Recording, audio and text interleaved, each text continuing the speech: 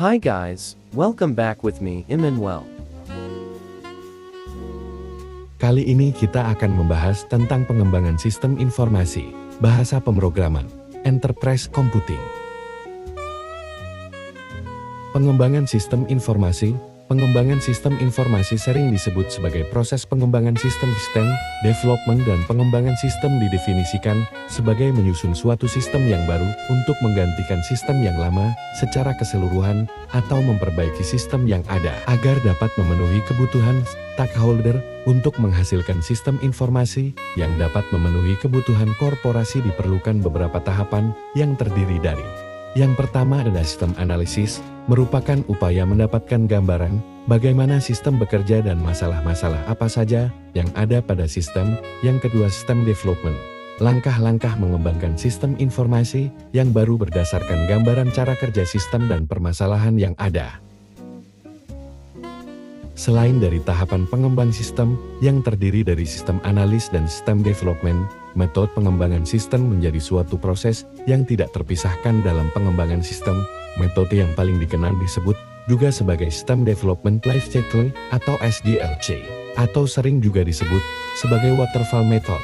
Alternatif metode lain prototyping, JAS Tools, Joint Application Designing atau JAD, Rapid Application Development atau RAD, Agile Methodologies, Extreme Programming System Development Life Cycle atau SDLC, merupakan metode pengembangan sistem paling lama. SDLC sangat cocok untuk pengembangan sistem yang besar, tidak sesuai atau tidak terlalu disarankan untuk small scale project karena banyak memerlukan sumber daya tidak fleksibel, sulit untuk melakukan perubahan aplikasi dengan pengambilan keputusan yang cepat.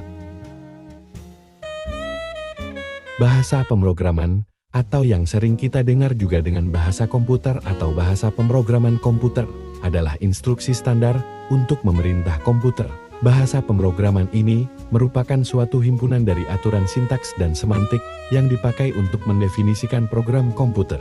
Bahasa ini memungkinkan seorang programmer dapat menentukan secara persis data mana yang akan diolah oleh komputer, bagaimana data ini akan disimpan diteruskan, dan jenis langkah apa yang akan diambil dalam berbagai situasi. Secara persis saat ini, terdapat banyak sekali bahasa pemrograman yang menjadi dasar programmer untuk mengembangkan suatu aplikasi dan pengembangan sistem informasi di berbagai bidang seperti JavaScript, SQL, Python, Java, PHP.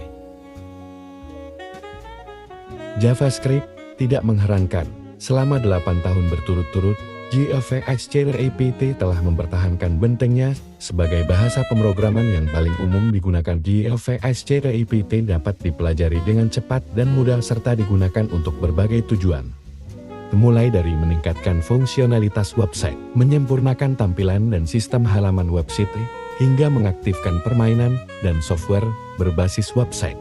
Structured Query Language atau SQL adalah sebagai sebuah bahasa khusus yang digunakan ketika membuat maupun mengolah database dalam sebuah sistem. Profesi yang menangani bahasa ini biasanya adalah back-end developer dan full-stack developer. Python adalah bahasa pemrograman interpretatif multiguna. Tidak seperti bahasa lain yang susah untuk dibaca dan dipahami, Python lebih menekankan pada keterbacaan kode agar lebih mudah untuk memahami sintaks. Hal ini membuat Python sangat mudah dipelajari baik untuk pemula maupun untuk yang sudah menguasai bahasa pemrograman lain.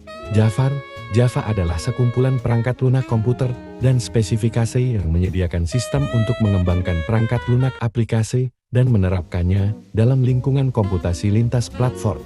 Yang terakhir, PHP atau Hypertext Preprocessor adalah sebuah bahasa pemrograman server-side scripting yang bersifat open source. Enterprise Computing.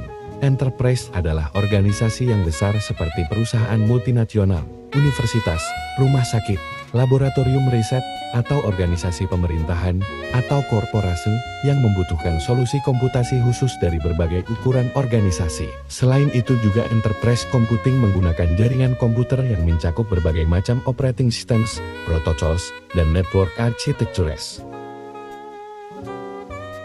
Enterprise mengatur banyak informasi dari berbagai tempat yang terpisah baik secara tempat atau kelompok yang dapat dijelaskan dari tahapan proses yang terdiri dari procedures adalah instruksi yang diikuti untuk menyelesaikan tugas, information system, kumpulan dari hardware, software, data, orang, dan prosedures yang bekerja sama untuk menghasilkan suatu informasi. Material Requirements Planning atau NRP menggunakan software untuk memonitor dan mengontrol production processes. Computer Aided Manufacturing atau CAM menggunakan komputer untuk mengatur peralatan produksi. Computer Integrated Manufacturing atau CIM mengintegrasikan operasi proses manufaktur. Dan yang terakhir Customer Interaction Management atau CIM mengatur interaksi perusahaan dengan customer seperti telepon sales, email, web interactions, instant messaging sesial. Sekian dari video ini, jangan lupa like, komen, share dan subscribe guys.